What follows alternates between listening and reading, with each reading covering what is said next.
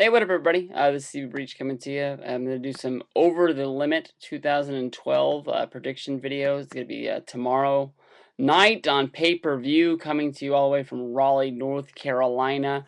Got, honestly, in my mind, a so-so show. I'm thinking that probably the best match of the night is going to be Punk and Bryan. I think that's pretty easy to pick. I think they stacked the World Heavyweight Championship with four real good competitors. Main event will probably be Cena and Laurinaitis. Everything else will be spread pretty through. More than likely, probably look for a Ryback match to be added on here. Doesn't matter who he fights. He'll more than likely get the win. Brodus Clay, not sure if we'll get to see him, but it was a shock to see those guys on the last pay-per-view here. Start at the bottom way of the card, and then we'll move our way towards the top. Pre-show match is a pay-per-view match that I thought more than likely we were going to see at WrestleMania. But they slid Randy Orton in there to fight Kane, and Zack Ryder got into the Team Johnny versus Team Teddy match. I'm not looking for a whole lot from this match, but I don't think there's any way in the world they're going to let Zack Ryder beat Kane. I don't think they've demonstered him at all, and I don't really see him pulling out a win at all. I'm a little bit let down by this. The YouTube pre-show match. I knew from the last one. I didn't get a chance to see it live. I did watch it later. The Miz versus Morello wasn't exactly what I thought it was going to be, but I thought maybe they might put a championship match in there every time. This pay-per-view right here, we don't have a Intercontinental title match. Cody Rhodes isn't really defending. It could have been easily put him in there, even though he's not really feuding with anybody right now. But it would just be nice to see that belt defended anytime you can see Cody fight. It's a whole lot better than seeing, I think, Ryder or Kane. I think Ryder still has a good deal of fans, sells a good deal of merch, but I think that those numbers have really decreased. And as time goes along, he loses more and more and more. So I don't really think he's going to be the big draw. Everybody knows I'm not the biggest fan of Kane, but I'll pick Kane to win this match. From there, we'll go to Layla versus Beth Phoenix for the Divas Championship. Not 100% sure what they're doing, but more than likely Layla will pull this win out, much like Kelly did at SummerSlam last year. I think that they're going to draw this feud out because, I don't know, everybody thinks Karma's coming out every week or every pay-per-view to make that big debut, but I haven't seen any hints at it at all. Just a lot of people picking in their prediction videos for. I don't think Karma's ready to have a full-time comeback yet. So I'll keep her on the back burner. So I'm going to keep this Layla versus Beth Phoenix feud going. From there, we'll go to the which match? We'll save the tag match for the main event there for you. We'll have Sheamus, Jericho, Del Rio, and Orton going at it a fatal four-way for the World Heavyweight Championship. What a match they had on SmackDown. Sheamus versus Randy Orton. If you hadn't had a chance to check that out, check it out on YouTube from the WWE channel. Almost called it the WWF channel. But that's a must-see. A real damn good main event. The whole time I was watching it, I was expecting some sort of a run-in or some sort of to make a disqualification. But we got a finish. And Sheamus pinned Orton. I don't think Orton will be involved in the fall, but I think that he's not going to be involved with it. More than likely, Jericho or Del Rio will take the fall.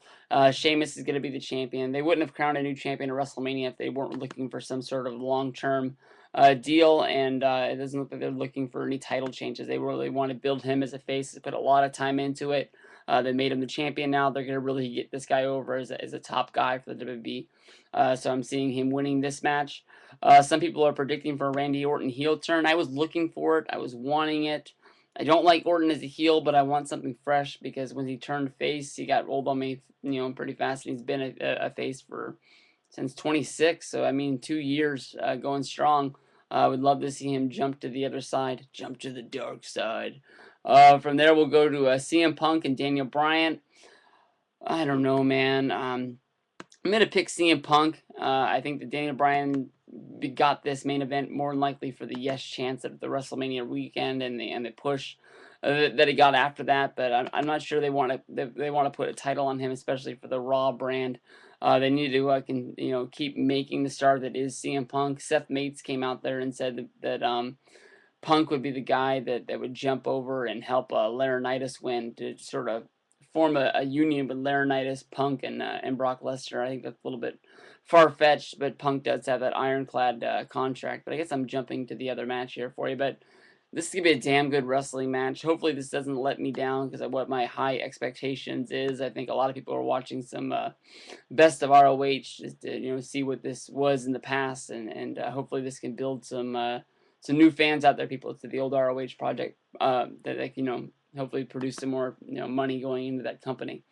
Because I know when Daniel Bryan first came to NXT, a lot of people were jumping over to see his Bryan Danielson stuff, and hopefully this match will make people want to go out and check out some more. From there, we'll go to John Cena versus John Laurinaitis singles match. Long old line of predictions here for you. What is it? If Laurinaitis loses, he gets fired. Nothing happens to Cena if he gets fired. But nobody can do a run-in unless or they get fired. So basically, it's all, it doesn't really matter what happens to Cena in this match, win, lose, or anything. I think a lot of people are looking for the Big Show since he just got fired, but I think that's a little bit too easy. But I don't see Big Show taking a lot of time off because he just came back from having time off. That wasn't that long ago when he. Wait a minute, who got hit by the car? Big Show got hit by the car by Del Rio, right? And then Kane fought him. I think that Big Show was on a break one way or another, whenever it was. But Laurinaitis is going to win this match. It's going to be from somebody on the outside. When they say no superstar or diva, I'm thinking, is Eve really a diva anymore? Because she's moved into this position. I've seen Otunga wrestle here and there, but he's more like the lawyer guy. Is he really a superstar anymore?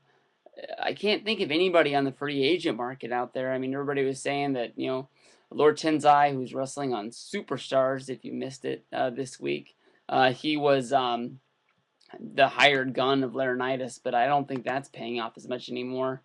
He hasn't really been in the picture since the whole thing started where Laurinaitis named him as the guy, but something's going to happen. Laurinaitis is going to win one way or another. They're not going to get rid of this guy. They could have got rid of him at Mania if they wanted to. Maybe Teddy Long will get involved. Does he have the balls to stand up and try and make Laurinaitis lose, and then he'll get his job back? But then if he does it, and if he does interfere, and then Cena still loses, I guess they could punish Teddy Long even more. I mean, he's been doing some pretty bad stuff for Laurinaitis lately, but maybe this will be the chance that he can get some redemption. Got to think about Teddy Long in there, I guess. Now the main event. Here we go. R-Truth and Kofi Kingston, your tag team champions right now, going up against Jack Swagger and Dolph Ziggler. Man, oh man, it would be a fun day if Swagger and Ziggler won this match, and I am looking forward to it. I wasn't 100% sure if these guys were still a faction or a tag team anymore, but I guess they are still intact. I don't remember them doing anything on the last pay-per-view.